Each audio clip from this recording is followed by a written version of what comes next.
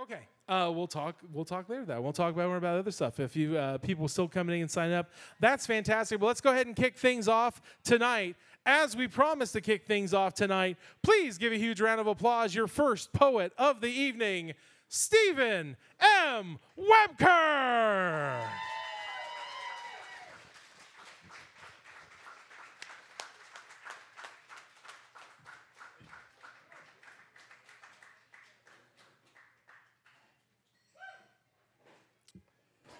Good evening, and welcome to Sunday evening service up here in the House of Poetry. Thank you, everyone, for coming out this evening. My name's Steven M Wuebker, and I'm the opening poet, and I'm also the featured poet. So Link kind of threw me a curveball when I came in and said, no, you weren't going to open. And then he said, well, yeah, you can. So I've actually put my opening remarks down on words. So because it's so important, allow me to read directly from my opening remarks, and then we'll work right into the poems. I told the four wheels of Dayton Poetry Slam, Link, Jonathan, Aisha, and Morgan, that anytime I opened, that I would do something up here to promote the group. Usually it's mentioning the website, DaytonPoetrySlam.com, and all the information about events and stuff that can be found there. There's also the Good Reads section that lists published books by other Dayton Poetry Slam authors and poets. I'm honored that my first book, Pages Torn from a Plague, is listed among the 5 other poets that are listed there. Be sure and check their books out as well at the Good Reads section on the DaytonPoetrySlam.com. Let's see. All right. In addition, I always like to share a few house suggestions, information that may be helpful for first-timers to a Dayton Poetry Slam show. A little over a year ago, I too was a newcomer, looking around a few times and wondering what the hell is happening and why are all these people snapping.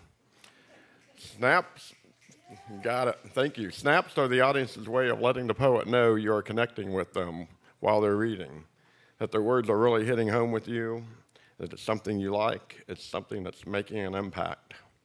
Snaps replace applause during the reading so that the poet does not lose their concentration and the audience does not lose their ability to hear the words being shared.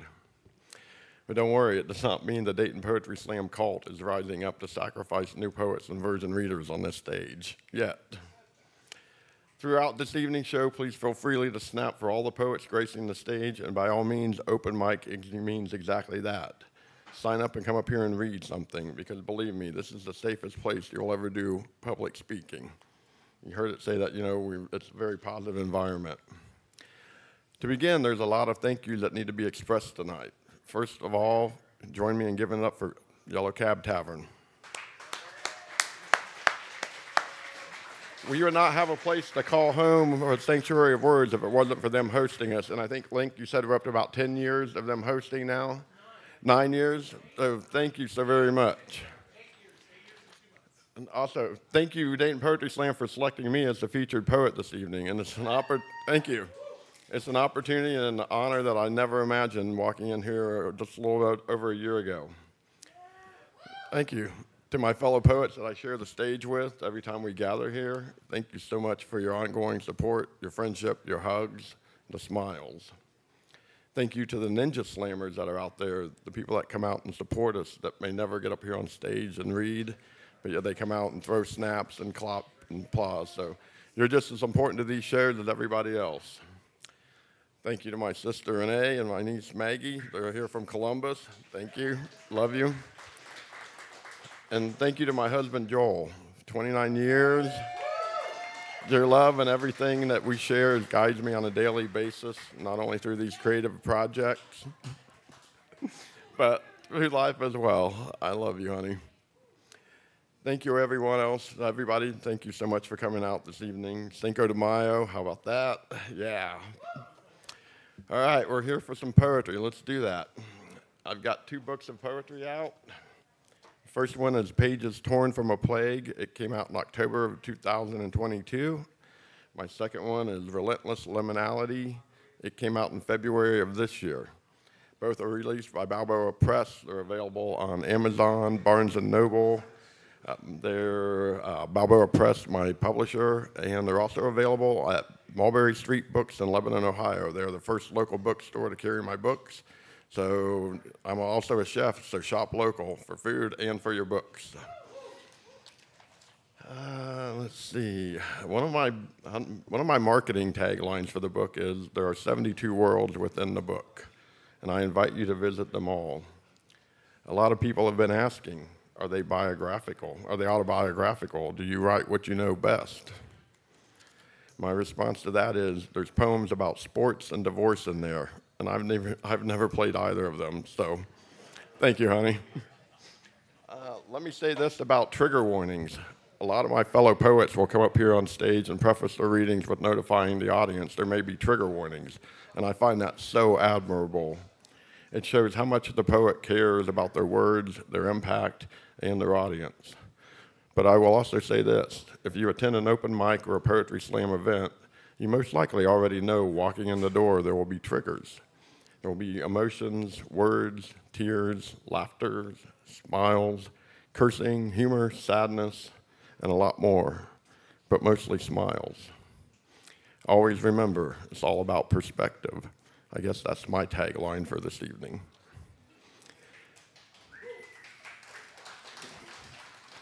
Let's start with a definition.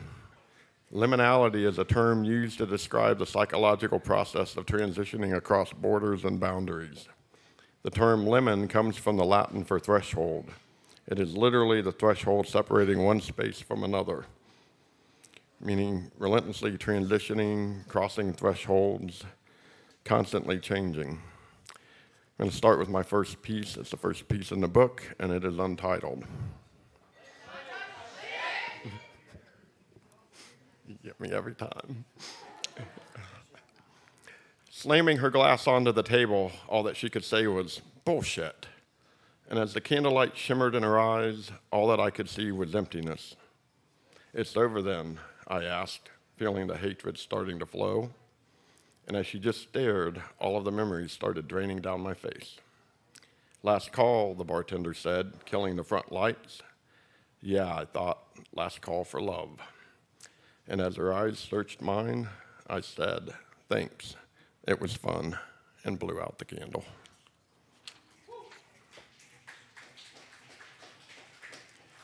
The second piece is called Cobblestones. It's from my book. It is from the collection, The Paris Papers.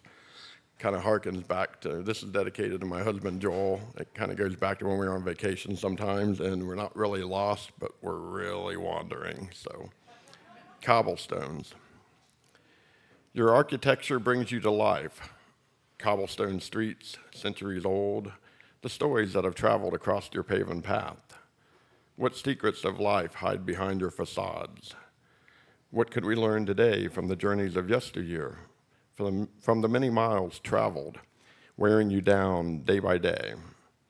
Jet-lagged tourist with no clue as to the many miles you have witnessed, of the many stories you have heard. How many suns, how many moons, how many clouds have crossed your path? And I stand here wondering which way to go. Which way to go? Thank you.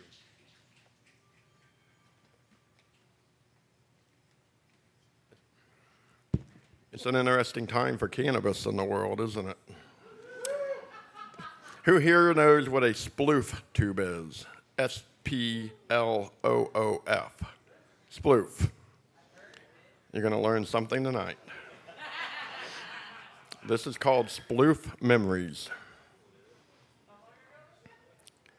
It's like being back in college, that sploof tube. Dryer sheets stuffed into the end of a cardboard tube, softening the odors, or so we thought, as we wrinkled our noses at the dankness of it all. Hidden somewhere in the bathroom cabinet, always ready to mask the smell of weed, always ready to mask the smell so no one knows you smoke weed. Stuffing new sheets into a new tube, that scent takes you back to college dorm days. Sunny afternoons spent with friends beside windows, making mortal clouds that always stay so close to earth. Blowing, "That's a huge hit, man," phrases through the stuffed tube, coughing and trying to hide it while telling yourselves, these are the memories you will remember on a day just like today. Yeah, that old scent of dryer sheets. Sploof memories.